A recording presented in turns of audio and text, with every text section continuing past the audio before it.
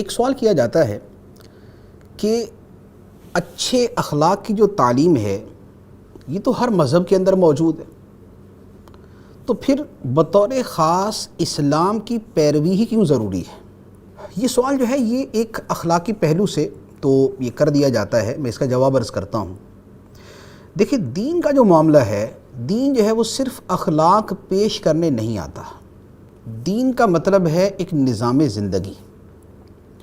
اب نظام زندگی کے مفہوم کے اندر جب آپ دین کو لیں گے تو وہاں پر صرف اخلاق سے کام نہیں چلے گا، وہاں پر پھر پورا نظام زندگی ہی چاہیے۔ اسلام ہی کی پیروی کیوں ضروری ہے؟ میں 3-4 باتیں اس کے حوالے سے عرض کرتا ہوں۔ پہلی بات تو یہ ہے کہ کسی دین کی پیروی کرنے میں اس بات کا خیال رکھنا ضروری ہے کہ ہم جس کی پیروی کریں وہ دین کی اصلی تعلیمات ہوں۔ ایسا نہ ہو کہ جو اصل دین تھا وہ تو کچھ اور تھا اور وقت کے ساتھ ساتھ اس کے اندر تبدیلیاں آ گئی۔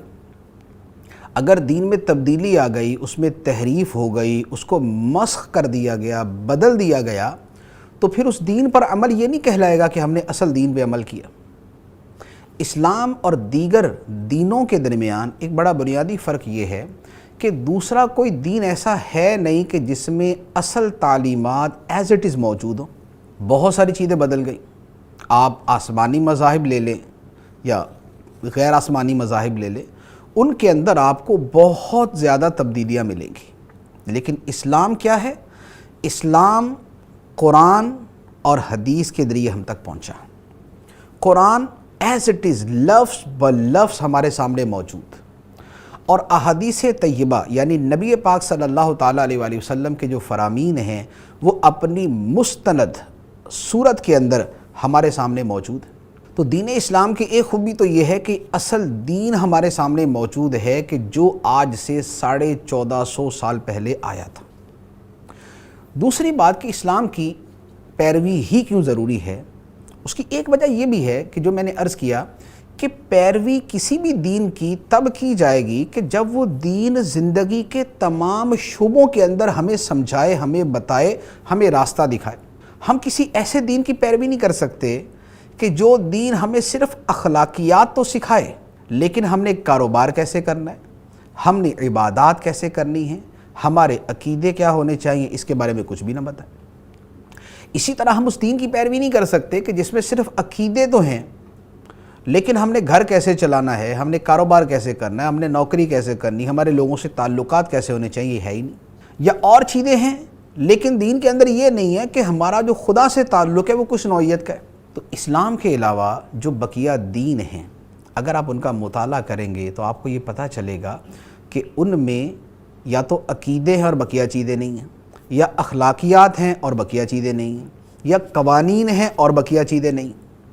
اور اسلام وہ واحد دین ہے جس میں آپ کو عقیدے بھی ملیں گے، عبادات کا پورا سسٹم بھی ملے گا، جس میں معاشرت بھی ملے گی،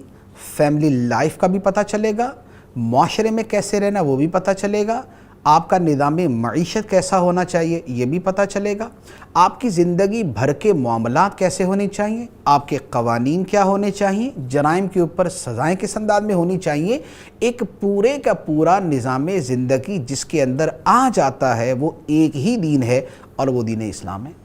اچھا، تیسری بات یہ ہے کہ دین اسلام ہی کی پیروی اس لیے بھی ضروری ہے کہ آپ اس دین کی پیروی کر سکتے ہیں کہ جس کی بات لاجیکل ہو، عقل میں آنے والی ہے۔ اور عقل میں یہ آتی ہے کہ ہر وہ حکم کہ جس پر غور کریں تو پتہ چلے کہ یار واقعی اس میں ہمارے لیے بہتری ہے۔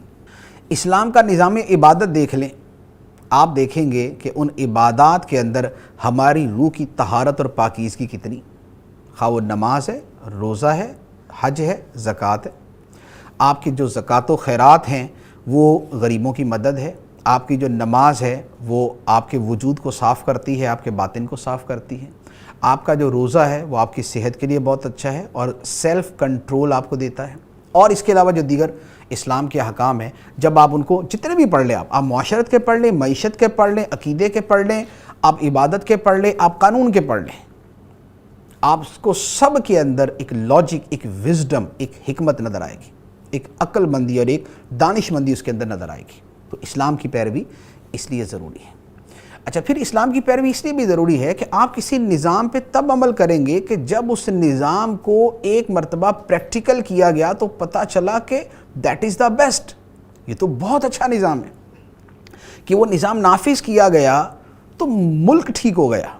لوگوں کے اخلاق ٹھیک ہو گئے، ان کے کردار اچھے ہو گئے، ان کی زندگیاں خوبصورت ہو گئی، زندگیوں میں سکون پیدا ہو گیا۔ ایک سسٹم کو اگر امپلیمنٹ کیا گیا اور اس کے یہ نتائج نکلے تو آپ کیا کہیں گے؟ یار یہ بڑا زبردست سسٹم ہے، کہ واقعتاً اس کے اندر تو ہماری فلاح ہے، ہماری خوشحالی ہے، پراسپیرٹی ہے ہماری۔ تو اسلام کیا ہے کہ جب اللہ کے نبی صلی اللہ تعالیٰ علیہ وآلہ وسلم اس دین کو لائے اور یہ دین پھیلتے پھیلتے ریاست کے اندر تمام لوگوں کے اوپر نافذ ہوا اور مدینہ منورہ کے اندر اسلامی سلطنت بنی، تو اس کا نتیجہ کیا نکلا کہ وہ لوگ کہ جن کے اخلاق نہ جانے کیسے تھے بہت اچھے ہو گئے، جن میں دشمنیاں تھیں پیار پیدا ہو گیا، جو ایک دوسرے سے دور تھے قریب آ گئے، جو دشمن تھے وہ بھائی بھائی بن گئے، جن کے کردار میں کتنی کمیاں کوتاہیاں تھیں وہ کردار کے اعلیٰ مینار بن گئے، روشنی کے مینار بن گئے، جن کے اندر نہ جانے کیا کیا معاشرتی خرابیاں تھیں اب وہ خوبیاں پھیلانے والے بن گئے اور دنیا کے اوپر چھا گئے۔ تو اسلام کا نظام وہ ہوا کہ جب ایک مرتبہ امپلیمنٹ ہوا تو ان صدیوں کے اندر اسلام پوری دنیا کے اوپر غالب ہو گیا۔ تو آپ کسی دین کو جو جج کرتے ہیں اس کا ایک طریقہ یہ بھی ہے کہ جب وہ عملی طور پر نفوذ پذیر ہوا، ظہور پذیر ہوا تو اس کے نتائج کیا تھے اور لوگوں کے اندر کتنی بہتری اور کتنی خوشحالی آئی تھی۔ تو جب آپ اس کو دیکھتے ہیں تو آپ کو پتہ چلتا ہے کہ جو اسلام کی ایگزامپل ہمارے سامنے ہے، جو خلفائے راشدین کے زمانے کے اندر اور جو نبی پاک علیہ السلام کے زمانے میں، اور جب اسلام پر پراپرلی امپلیمنٹ کیا گیا، جیسے عمر بن عبدالعزیز رضی اللہ تعالیٰ عنہ کے زمانے میں، تو وہ زمانہ آیا کہ لوگ زکوٰۃ دینے کے لیے نکلتے تھے، کوئی غریب نہیں ملتا تھا جس کو زکوٰۃ دے دیں جا کے، جس کو زکوٰۃ دے جا کے غریب نہیں ملتا تھا۔ یہ تھا اسلام کا ایک پریکٹیکل۔ تو اس لیے اسلام کی پیروی ضروری کہ یہ وہ نظام ہے کہ جس نے ایک مرتبہ خوشحالی اور اعلیٰ کردار اور انسانی خوبیاں لوگوں کے اندر پیدا کر کے دکھائیں۔ پھر اسلام پر عمل اس لیے بھی ضروری ہے، اور اسلام ہی صرف اس لیے بھی ضروری ہے کہ یہ وہ دین ہے کہ جس کی ہر شے کا اعلیٰ ترین رول ماڈل ان کے نبی صلی اللہ تعالیٰ علیہ وسلم کی زندگی کی صورت میں موجود ہے۔ اب بقیہ ادیان کو لے لیں، کیا کسی دین کے اندر آپ کو وہ جو اس دین کو لانے والا ہے اس کی پوری زندگی اور حالات زندگی ملیں گے؟ یعنی ایسا نہیں ہے کہ لانے والے غلط، موسیٰ علیہ السلام دین لے کے آئے، عیسیٰ علیہ السلام دین لے کے آئے، وہ سب اللہ تعالیٰ کے برحق نبی تھے، لیکن لوگوں تک ان کی پوری زندگی پہنچی نہیں ہے کہ جس کو رول ماڈل سامنے رکھ کے اس کو فالو کریں۔ اور دیگر جو مذاہب ہیں جو ان کے بڑے ہیں ان کا بھی معاملہ یہی ہے کہ ان کی پوری زندگی لوگوں کے سامنے نہیں،